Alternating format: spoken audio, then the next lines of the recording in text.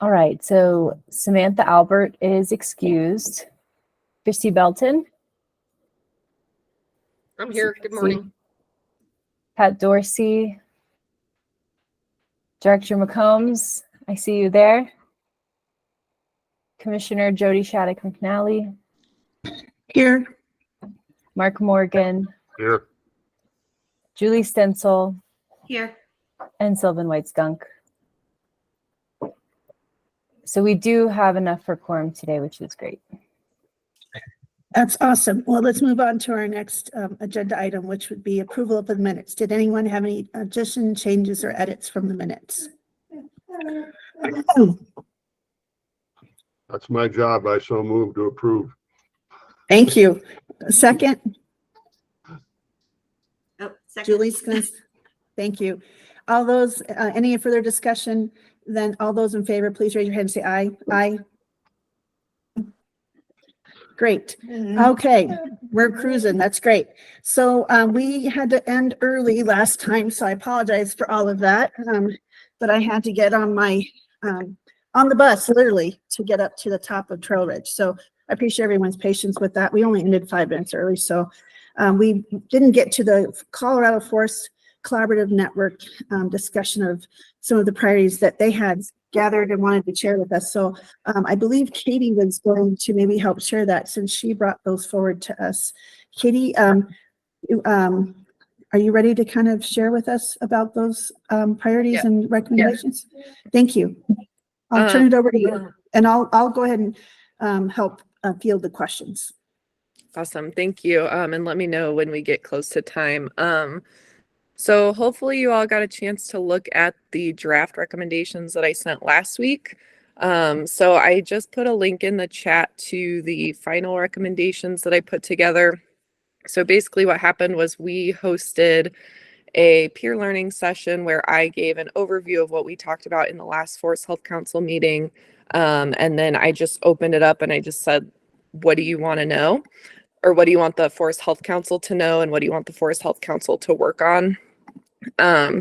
So I sent those draft recommendations. That was just kind of the raw list of what we talked about. And then this final list is after I sent out a survey to the broader Forest Collaboratives Network, asking them to then share input for people who weren't able to show up. So most of it is pretty similar to what you saw. I'll just go through pretty quickly.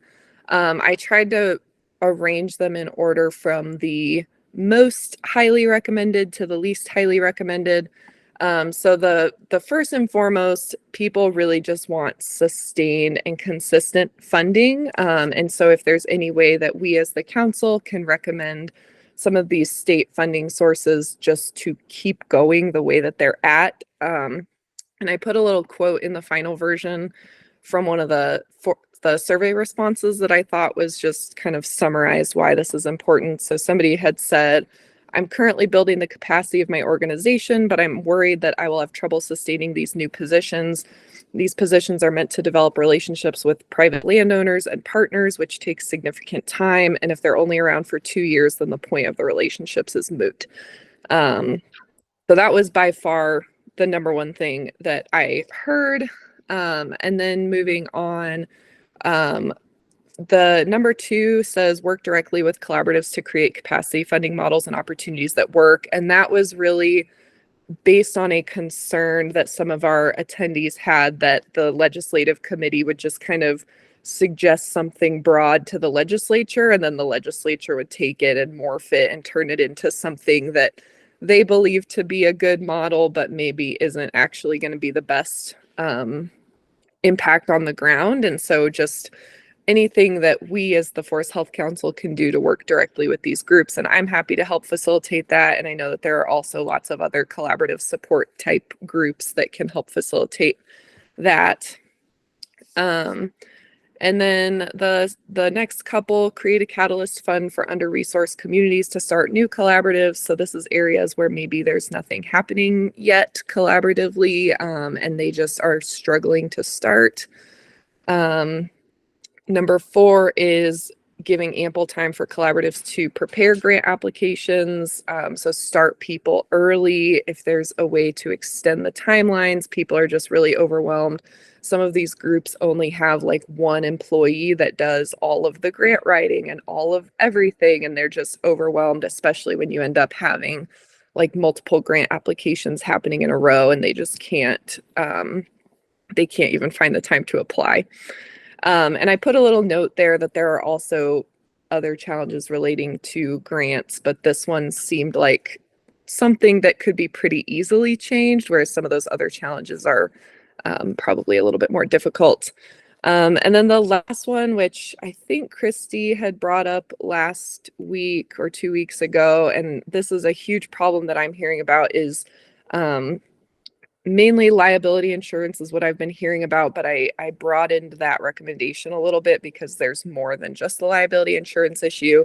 And I also put a note on that one that's a super complex issue. I know we talked about that in the last meeting, that one's going to be a lot to tackle. And maybe that's a place for the Forest Health Council.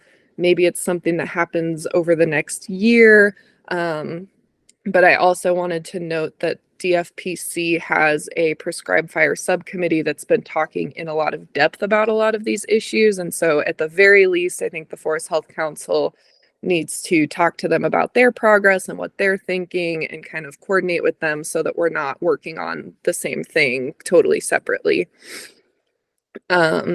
And in general, I put one more quote down there, which is just, please continue to encourage governmental bodies to be creative and committed to finding solutions for prescribed fire on private lands. So just, anything that we can think of that could be good for us would be much appreciated from the folks on the ground.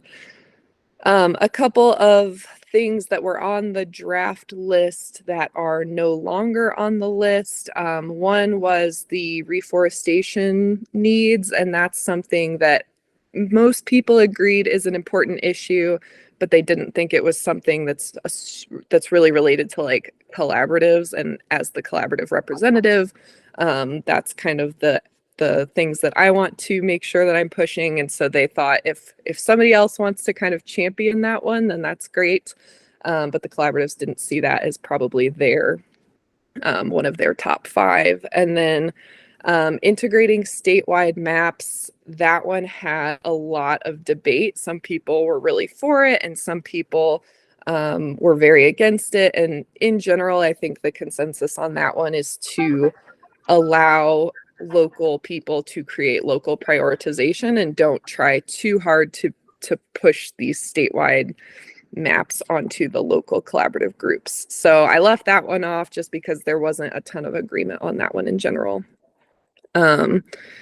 So I hope this is helpful. That was a broad overview, and I kind of had the assumption that hopefully you all had a chance to look through the draft ones, and so hopefully none of that was too surprising. But knowing that I only have a couple of minutes, I'll open it up to questions, comments, ideas. Angela has a raised hand. Yeah, I'll help. Sorry, Jody. I was just going to say if any council I'll help you members. the questions, Katie, but thank you. So Angela, you have your hand raised. Thank you. I do, but I'm not a council member, so I'd rather defer to council members if they have questions first. Oh, you're on mute, Jody. Sorry, Angela. So Mr. Morgan, I think you had your hand raised too, but Angela, Mr. Morgan, and it does up to you. If you want to go first, that would be great. Angela's fine. I would like to hear what she has to say. Thank you. Okay, thanks. Question, Katie. I'm curious if you got a sense from folks which resources they are using right now for capacity building. So I think, as you know, FurWorm has that capacity bucket, which is going to be funded ongoing. So I'm just curious whether folks feel like the capacity resources sort of are there for them to access. Or if they do want them expanded, like basically, did folks apply for that capacity bucket who didn't get it, who need it? So I guess the question is, do they feel like they need more funding, or do they feel like a bucket like that needs to be expanded in terms of eligibility? Yeah, so that's a good question. So the recommendation really is to expand those existing opportunities. The two that we primarily talked about in the meeting were CoSwap and Furworm. And we talked a little bit, we went into a bit of a tangent about the Furworm grant and some of the challenges that people had around it. Like I know one of the things that I had even noticed, just for disclosure, my organization did apply and get a Furworm grant. And one of the things that we noticed on the capacity side was that it really was still super project based.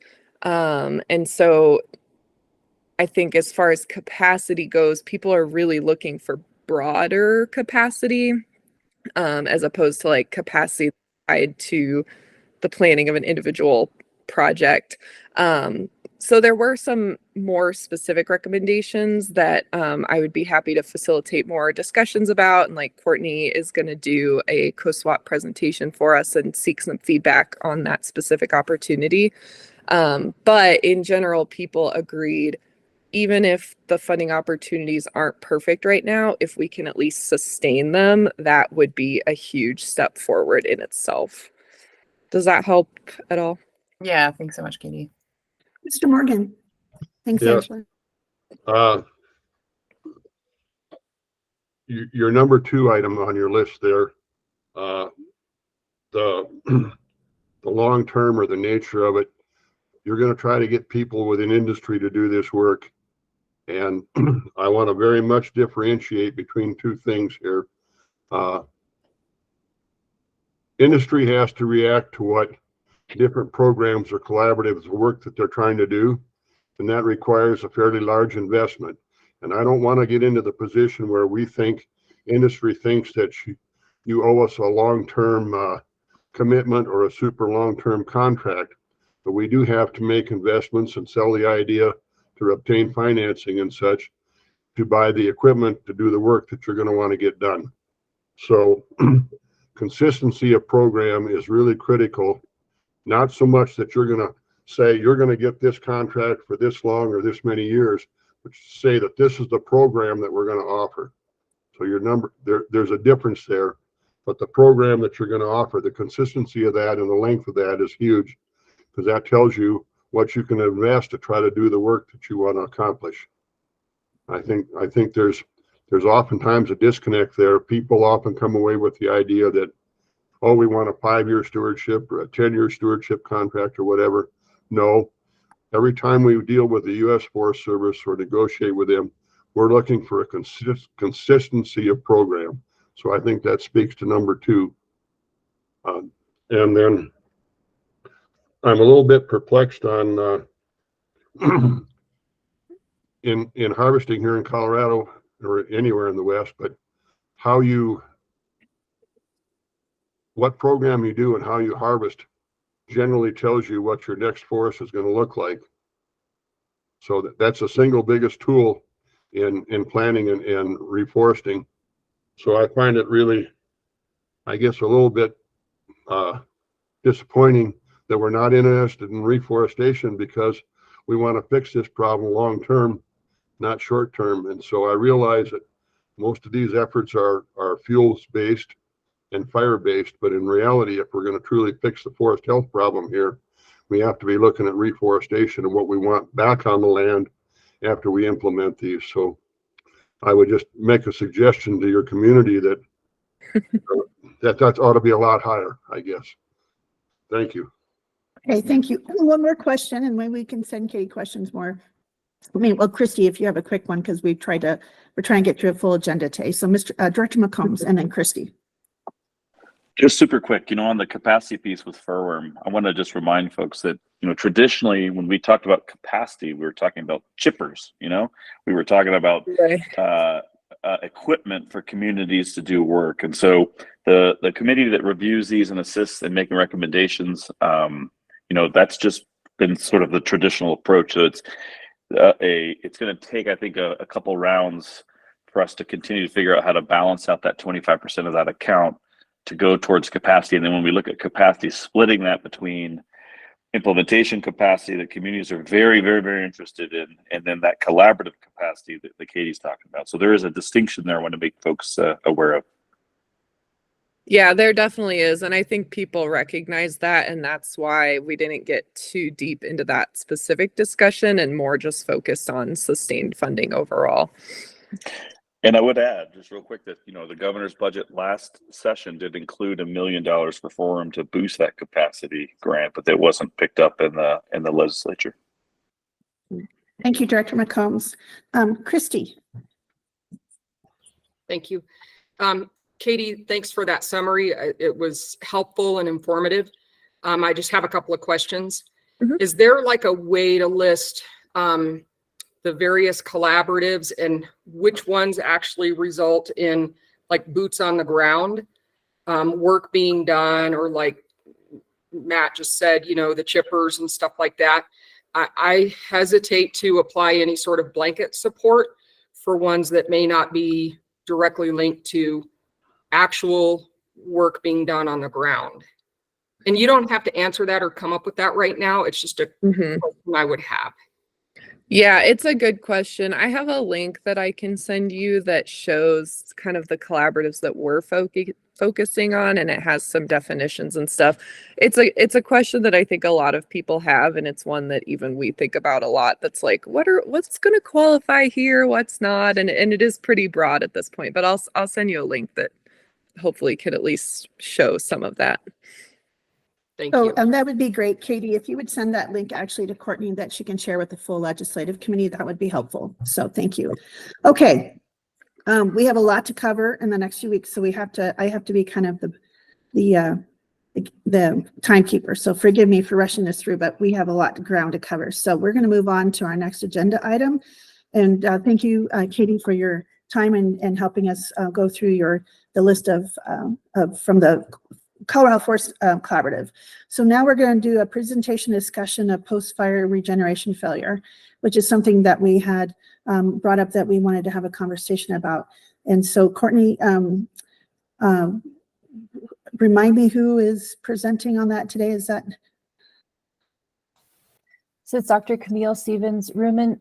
And Camille, I'll let you introduce yourself because I know you do so many things, and I know you from like the CFRI world, but there's many other things you do. So yeah, I'd love to let you introduce yourself.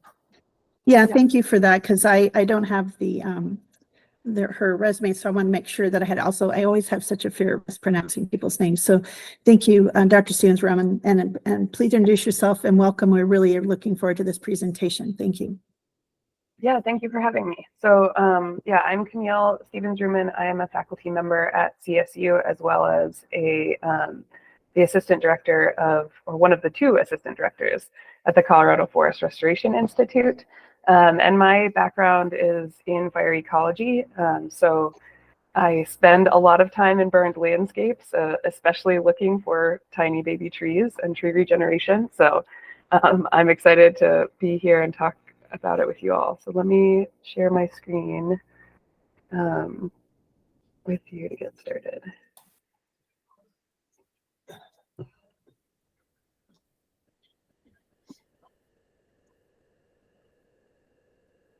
All right.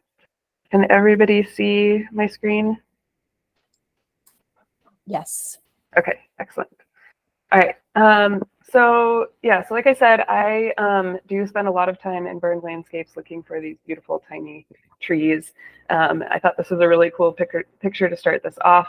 This is a seedling that has just emerged. That weird thing on the top is its seed coat just about to pop off. It's kind of rare to see a seedling. This is probably a 1-day-old seedling coming out of the ground. And this is a pinyon seed or seedling. So to talk about tree regeneration failure, I think it's important to talk about what our assumptions are, right? We often think about, you have a fire or maybe even a logging activity, and you expect that trees are going to come back, right? You have this, in this case, perhaps a carpet of tiny trees, newly sprouted seedlings that are going to turn into this beautiful forest field of medium-sized trees that ultimately become a nice mature forest. And this has been, I think, our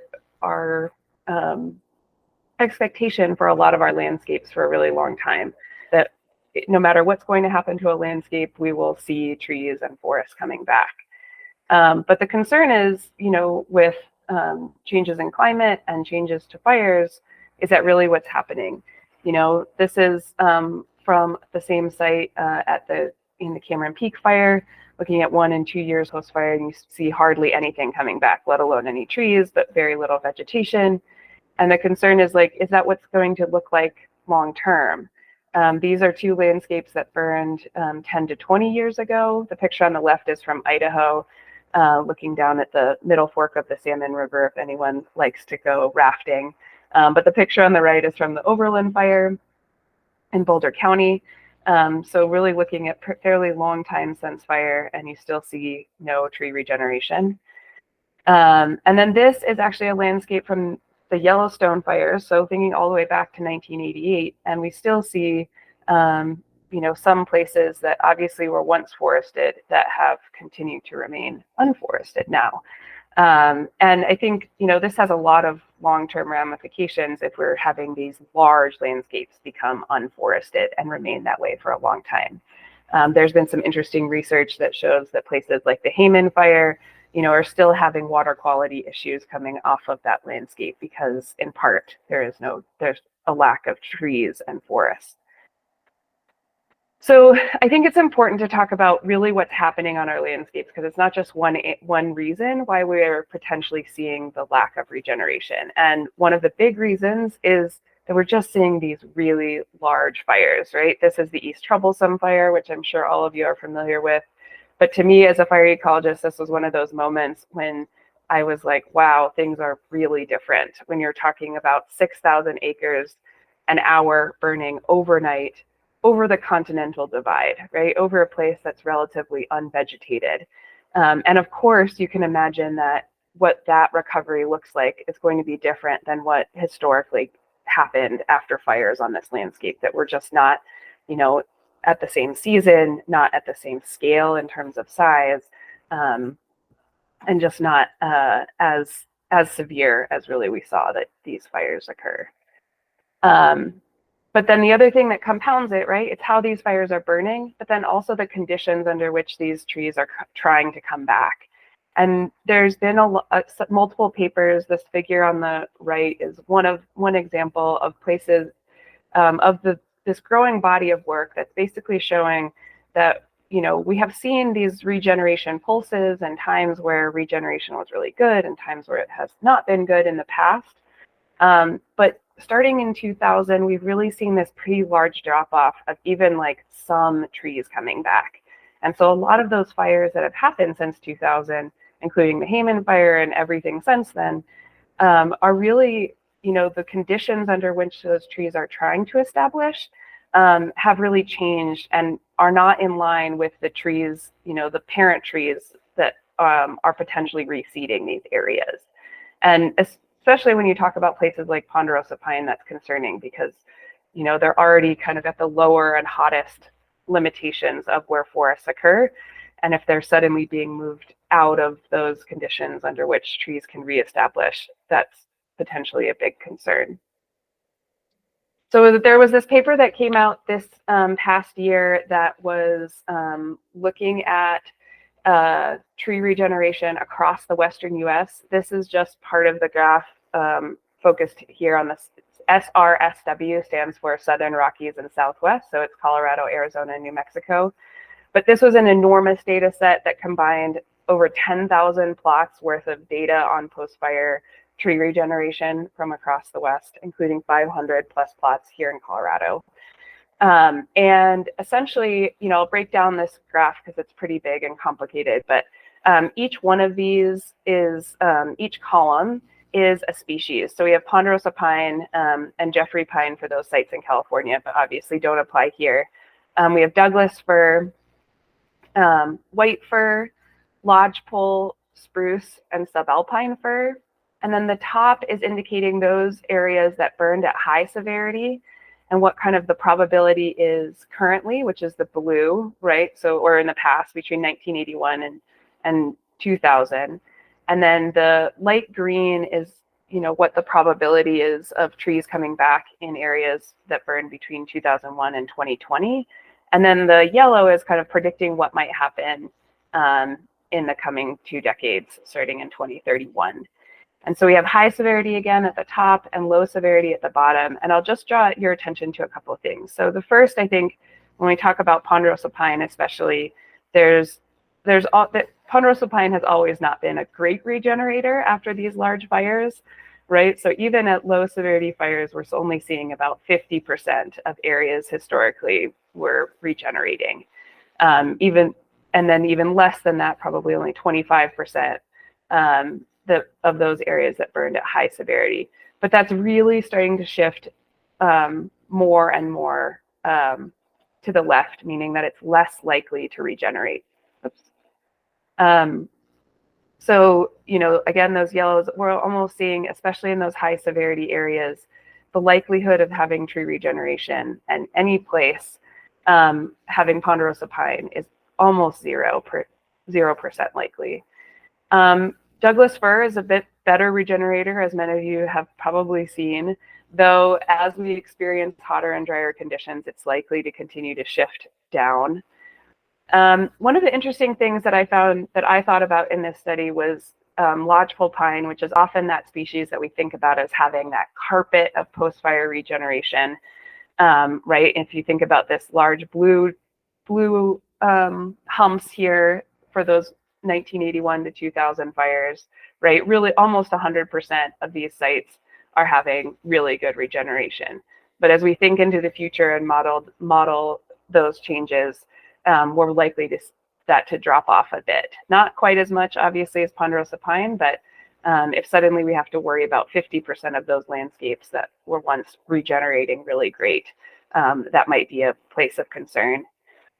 And then spruce and subalpine fir, right? Thinking about those highest elevation forests, there's certainly a shift downward. This is a little bit harder for us to capture, honestly, because these take so long to establish, and in many cases we wouldn't expect to see these shade tolerant species coming in to the landscapes for a really long time, even if the climate conditions are perfect. So that's kind of what's being modeled here, right? Where if there is some canopy still there, these trees are going to do pretty well still in reestablishing, but could shift if they continue to burn at high severity.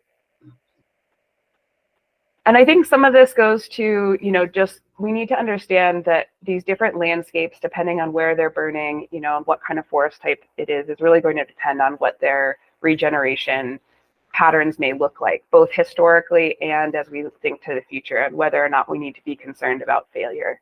And you can think about all these different mixes of forest types we have in Colorado as potentially having a slightly different story, as that previous graph kind of demonstrated. I also, just because I know we are focused on trees, but in post-burned landscapes, I like to also bring out the highlights when I talk about the sadness of the potential to not have trees. There are lots of beautiful things in post-burned landscapes that are coming in, even if we're not necessarily seeing trees right away. So here's a couple. Here's some great resprouting species, including lovely strawberries and kinnikinnick. But if we think about regeneration failure and what to do or what to think about it, I think some of the things we really need to focus on are the timelines we need these places to recover in, right? If you think about water as a huge resource and value for us on the Front Range and across Colorado that's coming out of our forests, there might be more of an impetus to have actions that reforest quicker than perhaps that natural regeneration or natural processes would allow, just because we need those water resources quickly.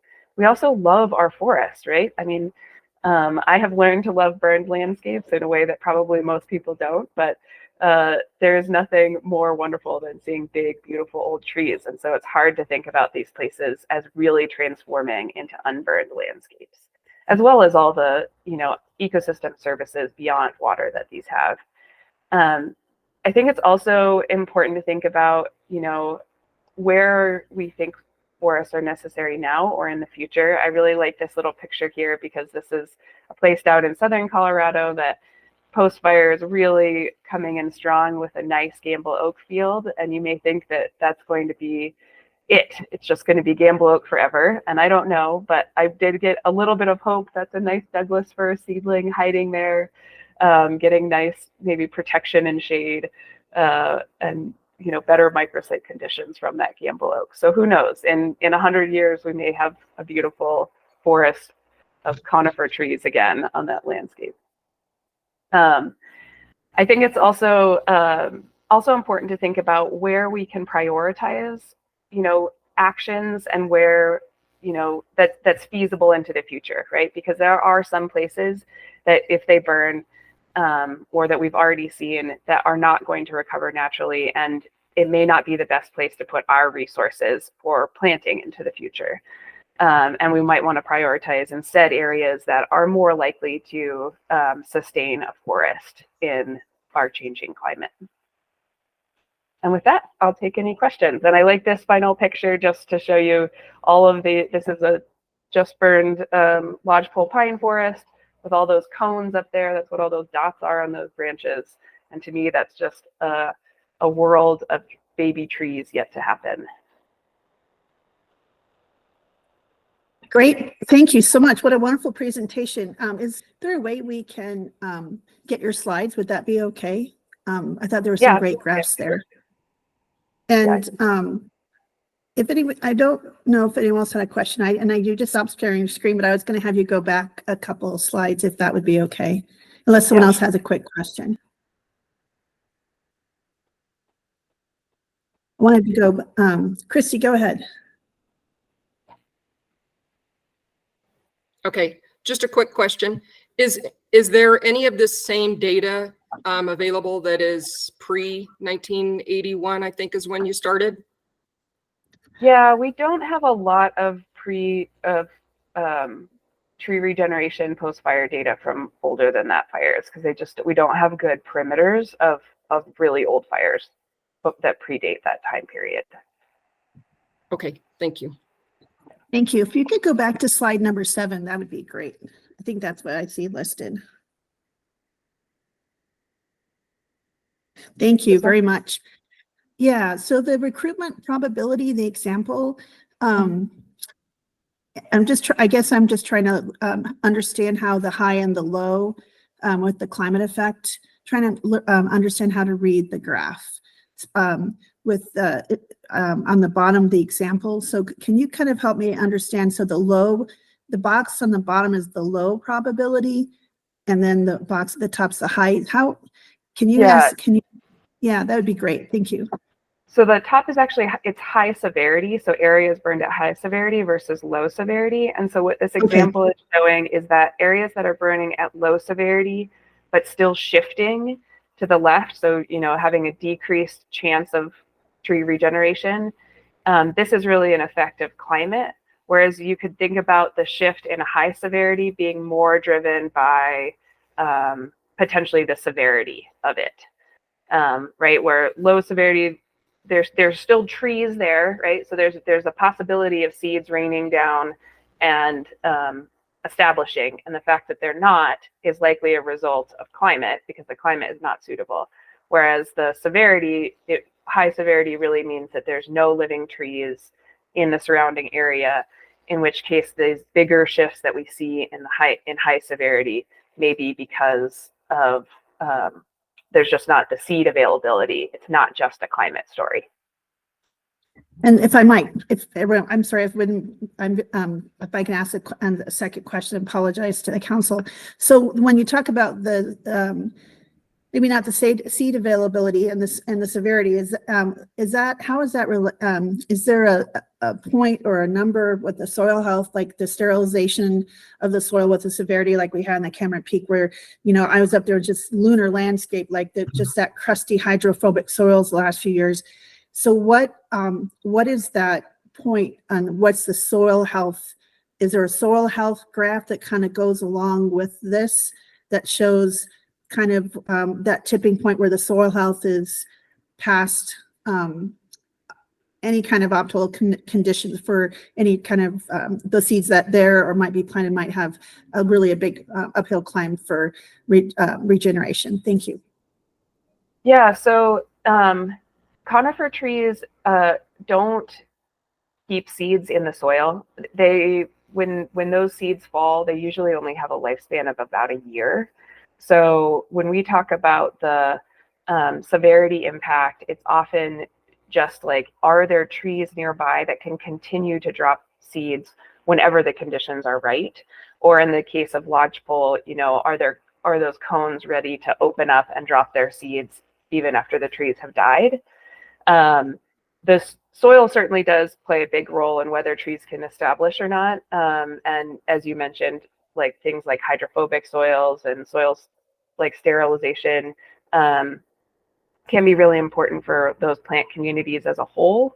And especially when you talk about like, is there a whole bunch of soil and sediment moving off those hillsides and maybe taking those initial seed drops with them.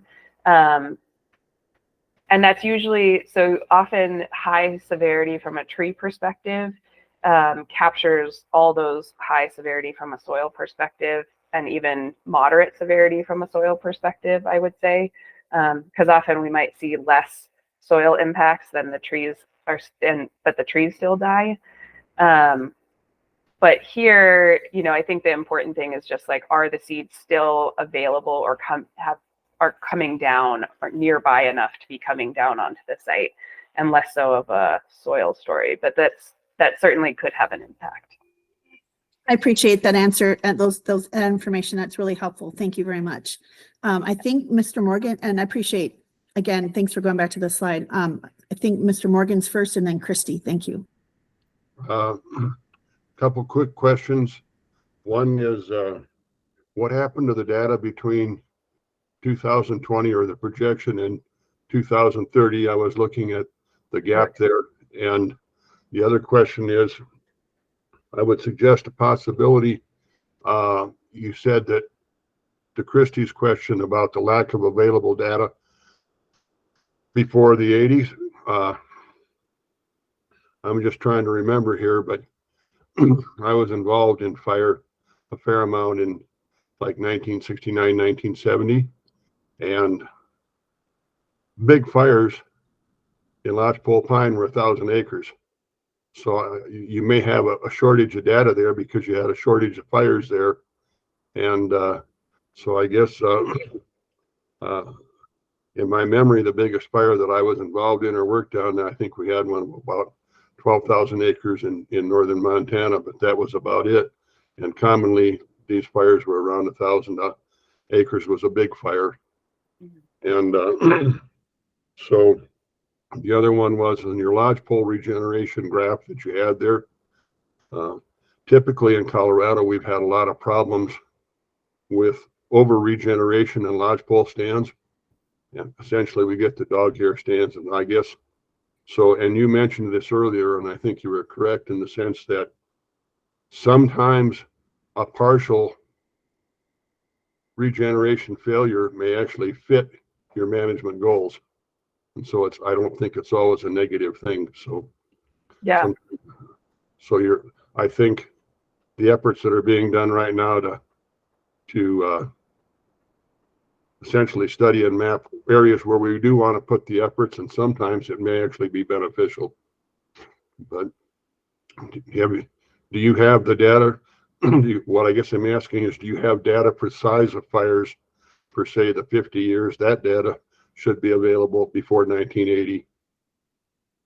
Yeah, we do have data on, you know, fire activity dating back and across most of the Western U.S. all the way to, you know, 1900 approximately. You know, the perimeters are not amazing if you think about all the way back to 1900, but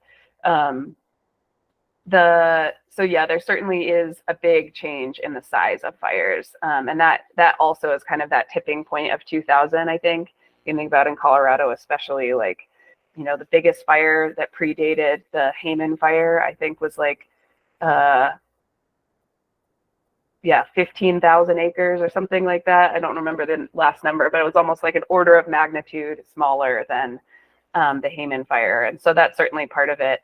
I think the other thing that makes it complicated to go back to those really old fires is just all the other things that have happened to these places since then. You know, if you think about bark beetle outbreaks that could be affecting a stand that burned in 1950, right, that had regeneration, but now has been impacted by a different disturbance, or all the different land uses and changes in our population that may be impacting those places. And to your earlier question about that gap between 2020 and then starting the prediction in 2031, that was really just trying to model out into the future what is likely to happen, because our data set ended with fires from that burned in 2019 that were measured in 2020 for any like early post-fire tree regeneration. And so that was kind of all right, let's think out, if we know what's happened, you know, in these 20-year periods of the past, what can we think about might happen in the future? So that was just an easier like way to model versus like publishing a paper where we're already in that period that we're modeling what the conditions might be. So the essentially you're saying you had that work pretty much already complete, but would it be valuable to look at a prediction from that 2020? As long as we're modeling and predicting, could we run one from 2000, say 20 to 2030? Yeah. And I still think that gap is real important as far as what the trends are. Yeah, we certainly could. And I'm happy to put you in touch with the first author on that paper if you have some questions that you want to see if she can help answer for sure. Thank you. Thank you so much. Christy. Thank you. Okay, so because there's somewhat of a lack of historical data, modeling that far into the future, I just have some questions about that. And going back to that slide on page 7, it looks to me like that low regen probability, is that maybe due more to the 20-year drought that we've been in? Or is it due to a climate effect? And maybe that's the same thing, but if we had data from these macro patterns in drought and periods of wetness, if we had that data from the last 100 years or so, then that would maybe make for a better prediction, better modeling. From what I can see here, it just seems like we're using the last 20 years of drought to model, and that might not be very clear because I don't understand all of this stuff, but is it more attributable to just this severe drought that we've been in recently, Camille? Yeah, that's certainly playing a role. We do have a lot of data from 1981 to 2000 as well. So it's the modeled period of 2031 to 2050 is taking into account both the climate and potentially drought of the earlier 20-year period between 81 and 2000 and what happened in 2001 to 2020. So it's hard to say. I think in this case, it's a little bit hard to distinguish whether the patterns, as you mentioned, from 2001 to 2020 are because of the drought by itself or a combination of this abnormally long drought with this like changing climate. But I think the predictions, right, are modeling what we have seen over this 40-year period to try to, if we, knowing that anything modeled into the future has a lot of, is not perfect. There is, likelihood for these kind of droughts to continue, in which case we might see some patterns more similar to those to the last 20 years. Thank you. But I agree, having a longer time scale, sorry to interrupt you, would be awesome. Okay. And we do have, I would say for like some places like Idaho, there is, you know, some pretty good data from like the fires of 1910. So we can look at like what the climatic period after that was like and what regeneration was like, but we just don't have like those well-known fire perimeters here dating back that long to look at that scale. That's excellent. Thank you very much. Angela has her hand raised. Yeah, thanks. Hey, Camille, it's good to see you. And fun fact, both Camille and I counted baby trees that ended up in that data set that Camille presented to you. So we've been out there, you know, counting them and can tell you, I think, anything you want to hear about what it's like out in some of those burn scars. But Camille, I'm curious in terms of management response, you know, I think we're thankful that the state legislature has made some big investments in our state nursery. I think we're hopeful, and Matt can correct me, that we'll be able to potentially double its capacity over the next few years. But do you have a sense for, you know, whether the seedling sort of growing capacity of the Western nurseries is anywhere sufficient, you know, to potentially restore some of these areas where natural regen isn't going to behave sort of as we've seen in the past? And again, obviously, it comes with a lot of questions around, you know, where do we replant? Do we let some places transition? Which is a whole other sort of conversation. But just curious what your management response thoughts are. Yeah, I mean, I think capacity is a huge issue right now for this conversation of replanting trees, right? We have policies like the Replant Act, which mandates that any unforested acre becomes forested again on federal Forest Service land. But I think we generally achieve about 10% of that planting of areas that need to be reforested in any given year.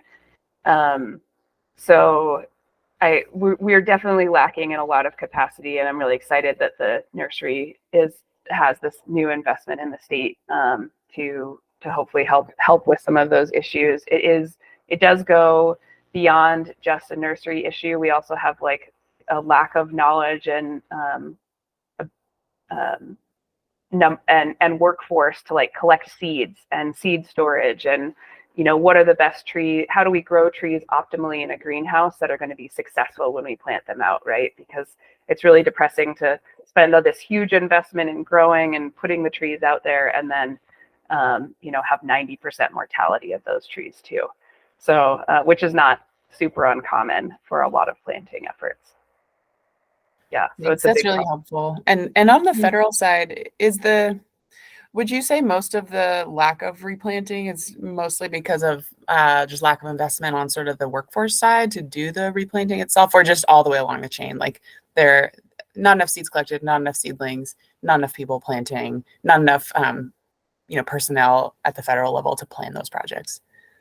Yeah, I think it's kind of all the way along, you know, because often there are some forests that have like a revegetation specialist, but often that's all wrapped up into the silviculturist for the forest or a district. And so even, yeah, like you mentioned, that planning side can be pretty difficult.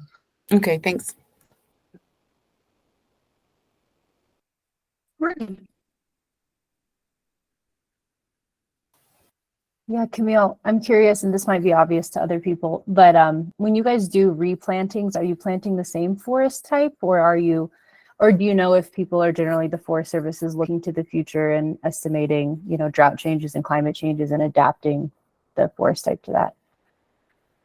So I think that varies a lot by the individual or the individual district and forest. They at the federal level are pretty strict with replanting within the same seed zone. So, you know, you need to get the seeds from the location within a certain elevation range of where you're planting, and a certain, you know, certain distance away is really important. There has been a lot more discussion about whether that's really feasible into the future. You know, if you think about these trees that we're taking the seeds from established in a really different climate than we're currently experiencing, and whether that makes sense to move around. That there hasn't been a good systematic way of testing that yet, or being allowed to do that on a large scale. There's certainly experiments, but on the whole, I would say that the effort is to plant within the same forest type as it was before. Okay, thanks. And that's kind of what I heard when I was up planting trees with the Coalition for the Poudre watershed as well. Mr. Morgan, Yeah. Mr. Director, I'm sorry, Director McCombs is first. I'm sorry, Mr. Morgan. Sorry, Director McCombs. I'm always happy to defer to my distinguished colleague here in the north, but just real quick, just for some edification here, we just had a meeting earlier this week with the nursery manager from the New Mexico State University, as well as Marin Chambers from CFRI, to talk about how we can potentially align some of the resource requests that we're after. They're in New Mexico. They're in the process of, really building things from the ground up, looking at establishing a full cycle reforestation effort from cultivation in the nursery to planting to monitoring feedback and yada yada.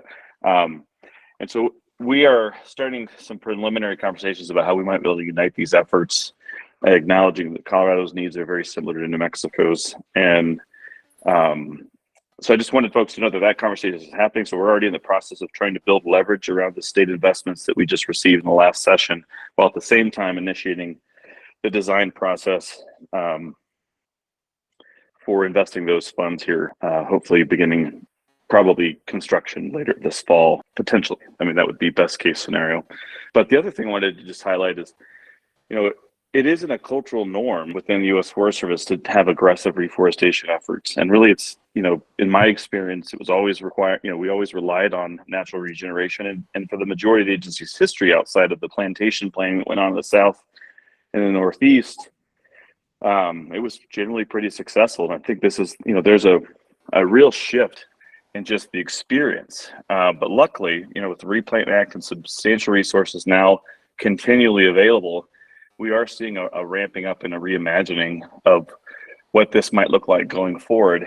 But I do think this body, and certainly the state and other CFRI and others, are going to have to continue to sort of push against what are some long-standing cultural norms around planting, in particular in the interior West, and really start to try to open their eyes and their really their minds to some innovation in real time and at a scale that probably won't be terribly comfortable. So I just want folks to be aware that it's not really tension, but it's certainly, we're coming up against hard set past practice. But the thing I'll close with is we also know it works, because we planted well over 1.2 million seedlings on the Gunnison after a substantial spruce beetle harvest, salvage harvest. And we're still at in fact, I talked to Art Haynes to Silv just yesterday, and we're still at about 80 to 85, well, more like 80 to 85% survivability. And this is for plantings that are going back now 5 years. And so there's also some great examples of where at scale planting efforts under the right supervision and dedication can be really, really successful in areas that we thought would be challenging, which is at spruce at high elevation in the midst of a drought. So I'll close with that. Thank you, Director McCombs. That's great. Julie. Courtney asked one of the questions I had, so I think that's been answered. And Director McCombs, you may have just answered really my second one, because I was curious on the replanting and the fact that we're planting, what was lost versus, potentially looking at diversification. And I guess the question in my mind was that driven by statute? Were folks doing that because it was prescribed by law, and I think you just said it's more of a cultural norms issue than anything. It is actually, just really quick, Julie, it is actually written on the federal level. Okay. There are very strict guidelines about where seeds can come from that you can use to replant any Yeah. place. Okay. They're not statutory though. They're all regulatory, and they're not actually. I don't even know if they're regulatory. They're probably all policy, handbook, and manual. And that's where, again, it's really hard to get the agency to sort of think outside of what their policy formulations are, and that's why we look to folks like Camille and others who are sort of imagining like, well, what could assisted migration look like? What could, exploratory uses of different types of species in places where they haven't habitually or historically been, especially on this, when you get down to the boiling it down to just keeping forests as forests is where, we're going to struggle. But I'm hoping that places like Colorado and groups like this can be places where innovation can start to grow and that innovation mindset can start to grow. Because I think as much as all of us want to, in our responsibilities in governance, guarantee high return on investments, especially when they're public resources, we are in a spirit, or we are in a time of great exploration. There is an unknown in front of us that we're going to have to sort of step into together. And so I think you're on the cusp of sort of where my big question was, which is, given the environment you're in right now, are there changes to legislation that this committee should look at to support what's needed to support regenerative health? Like what could this committee be looking at and be recommending to the full council or others? Are there problems with current laws or regulations or other things? So that's kind of where my brain was going with all the information you were giving us, which, like Christy, I'm trying to process and learn really quickly here. Yeah, and I'm happy to follow up since I know we're getting short on time with maybe a more succinct recommendations. But I think that there are definitely some possibilities. And I will say, on the bright side, I have seen a lot of our national forests in Colorado be really progressive, at least with their willingness to experiment. So Maren Chambers and I at CFRI we planted about 4,000 seedlings last year across all different forest types to try to get at this question of like, where is the best place to be planting different trees? Because that's even something that's pretty unknown, is where's the right place to plant. We may know where is not the right place, but we don't know where to push them to. In private great. ground, just real quick, Jody, just private ground is one of those places where we might have some opportunities. And that's something that the state can look at and take on if it's something that we're interested in. There have been members of the legislature that are very interested in either 1 million trees or 1 billion trees or 1 trillion trees. So it's like there's the potential to sort of shape some policy and thinking about like, well, we want to work, obviously the bulk of the forests are on federal jurisdiction, but we have great opportunities across a lot of our utilities and other large landowners that might be open to participating in some more aggressive experimentation, as we're still working with our federal partners to push and pull and walk with and support their tolerance for experimentation as well. And the State Forest State Park is also doing some really interesting adaptive silviculture for climate change in unburned areas to try to answer some of these questions too, which is really exciting. Great news. Thanks. That's a great question, Director McCombs. That's what I was thinking about too. Mr. Morgan, and hope everyone can hang in there just a little bit longer. Okay. Thank you. Director McCombs, correct me if I'm wrong. I was told in the past, because this came up a couple times quite a few years ago, that it actually was, you said it was regulatory, not statutory. I was told that it was in the Title 36 enabling legislation for the Forest Service, that they could not do type conversion planning on a wide scale or not. And so I guess, I don't know who does.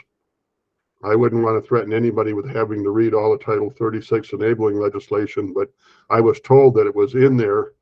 And so us as a group, we should know whether that is a statutory deal or regulatory. You said you thought it was just regulatory. Are you sure? All I know is we planted a bunch of white pine in the South that sure as heck wasn't there in the first place. So, I think historically that if there is a hard lock on that, but it's a good question. And certainly we can push that up through the regional silviculturists and others to get clarity on is it worth our time to be pushing on the bounds of what's possible. It's easier to ask.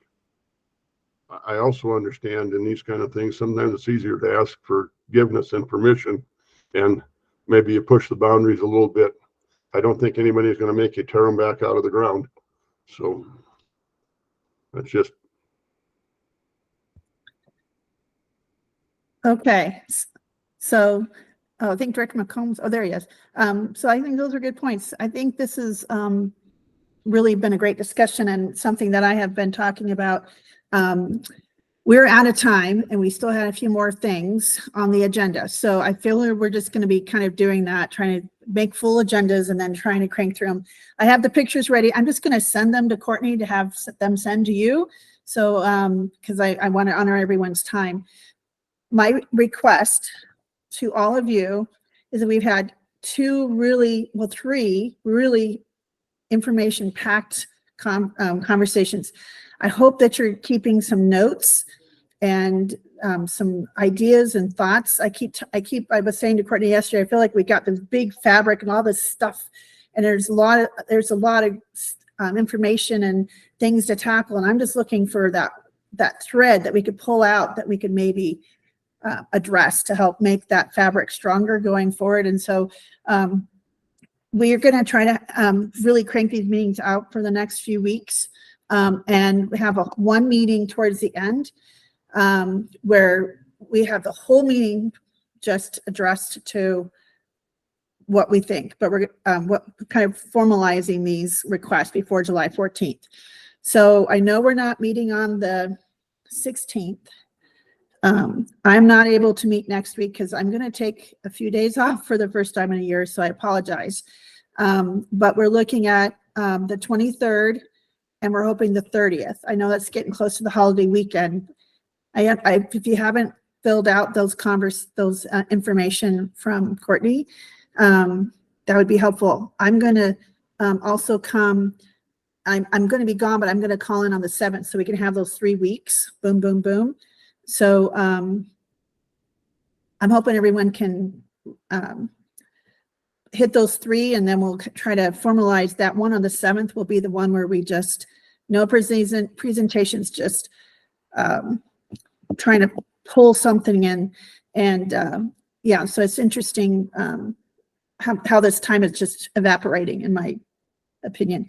I had one more question for Dr. Camille. When I was planting some trees with the Coalition for Pruitt Watershed, forgot his name, Dan, the forester, I think it's Dan, told me that there's a 70 million seed deficit across the country. And that also with seeds in a certain area, is that something that, trying to get more upstream, because, you can't grow seedlings if you don't have seeds. And if there's a big seed deficit, is that something that is also attached to kind of policy work focusing on how we need to have that seed bank for certain areas, and if that's something we should look at as well? I'm just curious about that. Yeah, I think that's a really good point, and definitely a place to start this conversation. I think that's the biggest bottleneck in thinking about reforestation right now, is that there actually aren't the seeds, right? Like I can't pay enough money to get the ponderosa pine seeds I need for even a small experiment right now. So definitely that kind of workforce development and knowledge transfer, because one of the big things I think that's eating in that lack of seed is we haven't had all of those people who are trained to collect seeds are nearing the end of their career, if not already at an end. And we have not, I'll say as a faculty member in a school of forestry, we don't have a single class on how to collect seeds or grow baby trees, right? We just measure trees that are already out there on the landscape, which the more I think about it, the more crazy that sounds to me. So there's definitely a lot of potential on that seed collection side that needs to be addressed to really ramp up these efforts for sure. Yeah, Christy, I agree. But yeah, that's workforce thing. And I was thinking that might be something we could help address, because we don't have the seeds, we can't grow. And yeah, so Director McCombs. Just real quick, that's another thing. We have a new FRS, that's the Forest and Rangeland Sciences chair coming in, and we were at the Warner College annual offsite for the leadership group, and one of them says, "What do you want? What do you need?" And I said, "I need a urban and community forestry minor and a reforestation minor within FRS." And so, as soon as whoever that is lands, that'll be the first conversation I'll be having, is expanding programming and then sourcing resources to make those available, because that's a critical pipeline. Because we're about to dump tens of millions of dollars in urban and community forestry, as well as hopefully garner and draw down substantial pieces of the Replant Act's annual allocation come through states to try to kickstart this effort. And we're going to need bodies and excited folks to get out there with their HODADs and lay it down. So another workforce capacity thing that maybe we can, I don't know.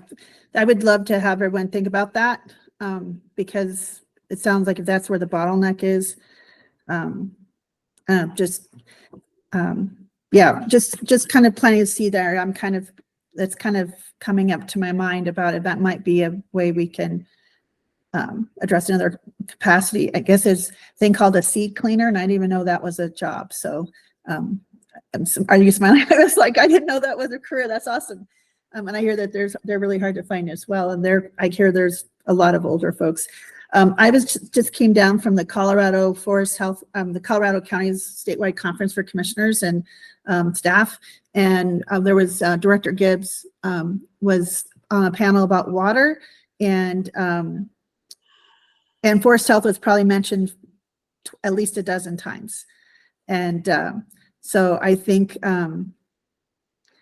it's starting to rise as a really important issue. So just wanted to kind of tell you that our work and some of the things that we're doing, and just the importance of forest health with watersheds and water, and that's, I think it's what I'm thinking is one of the key components for the future of our water is we don't have healthy forests and healthy soils up there. That's the watersheds. Then we're going to have an even more complex and compounded challenges going forward. So something also just wanted to kind of plant a seed about that. So we're out of time.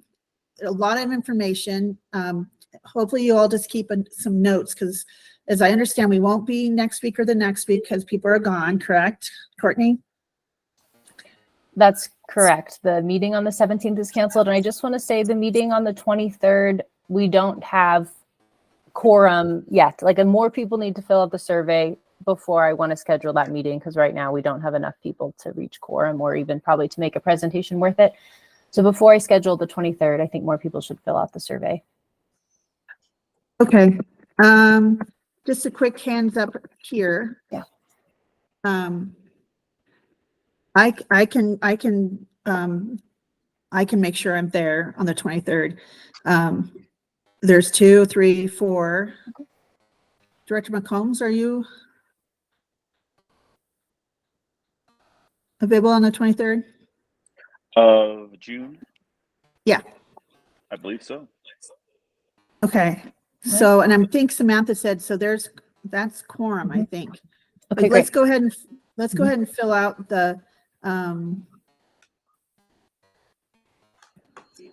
survey. I drafted in the survey chat. anyway, so you have it. And then if any objections to just hammering out the 23rd, the 30th, and the 7th. I know that's a lot of time, but we sure like to have something kind of formalized. Thank you, Doctor. Anybody, any objections to meeting 3 weeks in a row? Okay. I just had one clarifying question. Courtney, is it allowed? Am I allowed to send a designee? Did we decided that I could, correct? You can, yes, as a because James, agency. yeah, James will continue to participate in these and potentially sometimes on my behalf, but he has my full support to participate actively and on my behalf. I just wanted to clarify. Yes, we counted him as your designee and counted him towards quorum in the last meeting. Perfect, thanks. Okay, great. All right, have a great day, everyone. I'm going to go look at some river and forest restoration work in Boulder County. So it work continues. So thank you all for your time, and I hope you felt like these last 3 weeks have been really good presentations. And I want to thank Courtney and Angela for getting us these experts. So awesome. Have a great Friday. Great to see you all. Thanks for your patience, and have a great day. Thanks all.